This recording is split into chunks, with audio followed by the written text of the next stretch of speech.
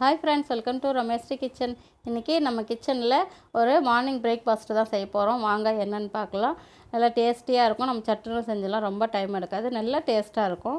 வாங்க என்னென்னு பார்ப்போம். நான் வந்து வித்தியாசமாக செய்கிறேன். எல்லாம் எப்படி செய்வீங்கன்னு தெரியாது. நான் வந்து கொஞ்சம் நானும் ஒரு மாதிரி தான் செய்வேன். இன்றைக்கி வந்து டிஃப்ரெண்ட்டாக செஞ்சு பார்ப்போமே அப்படின்ட்டு செய்கிறேன். ஆனால் செம்ம டேஸ்ட்டாக இருந்தது. செஞ்சு சாப்பிட்டதுக்கப்புறம் தான் தெரிஞ்சுது அதோட ருசியே தனி ருசியாக இருந்தது, வேறு லெவலில் இருந்தது. அதனால் உங்கள் கூட ஷேர் பண்ணிக்கலாம் அப்படின்ட்டு சொல்கிறேன். வந்து சூப்பரான இன்றைக்கி நொய் உப்புமா செய்ய போகிறோம். அரிசி நொய் இருக்கு இல்லைங்களா, அரிசி நொய்யில் உப்புமா சூப்பராக நல்லா செம்ம டேஸ்ட்டாக செய்ய போகிறோம். அதுக்கு வந்து ஸ்டவ்வில் குக்கர் வச்சுட்டு, குக்கர் சூடானதுக்கப்புறம் ஒரு குழம்பு கரண்டியில் ஒரு கரண்டி அளவுக்கு எண்ணெய் ஊற்றிருக்கேன்.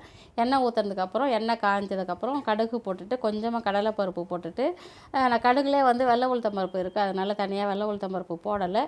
கடலைப்பருப்பு வெள்ளை உளுத்தம் கடுகும் கடலைப்பருப்பும் போட்டு நல்லா செவந்ததுக்கப்புறம் பச்சை மிளகா கருவேப்பிலை ஒரு 4 பச்சை மிளகா, நான் வந்து ஒரு 2 டம்ளர் அளவுக்கு அரிசி நொய் எடுத்திருக்கேன். அதனால் ஒரு 4-5 பச்சை மிளகா போட்டு அது வதங்கினதுக்கப்புறம் அதோட கூட வெங்காயம் வந்து ஒரு 2 வெங்காயம் கட் பண்ணி நல்லா வதக்கிக்கிட்டேன். அந்த வெங்காயம் நல்லா கொஞ்சம் லைட்டாக வதங்கினதுக்கப்புறம் ஒரே ஒரு சின்னதாக தக்காளி எடுத்து கட் பண்ணி போட்டிருக்கேன்.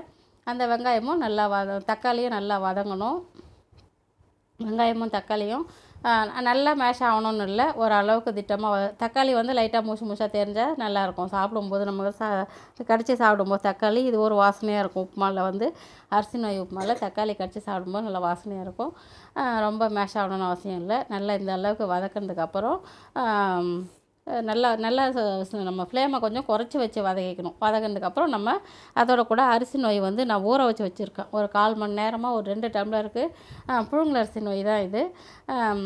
அதை நல்லா தண்ணி நல்ல தண்ணி ஊற்றி ஊற வச்சுருக்கேன். 2 தண்ணியில் நல்லா கழுவிட்டு நல்ல தண்ணி ஊற்றி ஊற வச்சுருக்கேன்.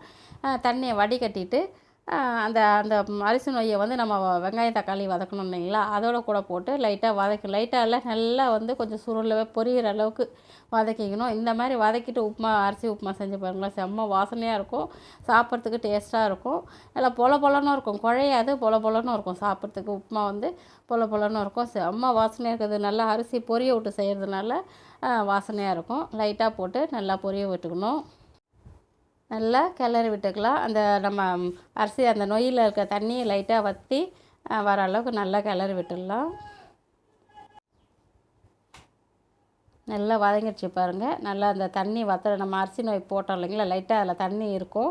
அந்த தண்ணியை வற்றுற அளவுக்கு நல்லா அந்த நொய் வந்து பொரிஞ்சு வர அளவுக்கு நல்லா வறுத்துட்டேன்.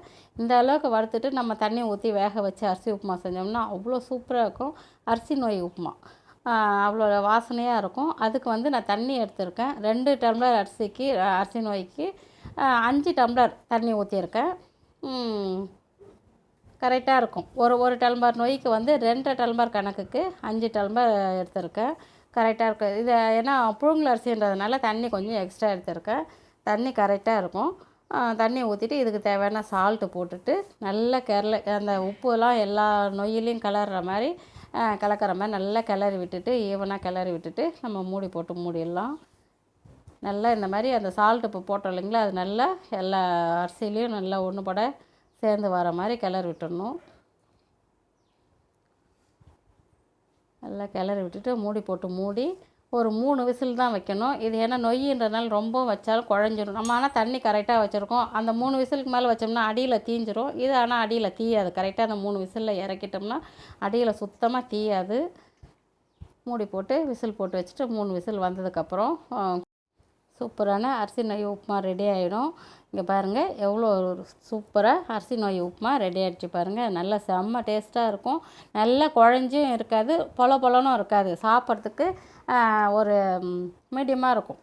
அதனால் நான் தண்ணி கரெக்டாக வச்சேன் பாருங்கள், கரெக்டான அளவு அது.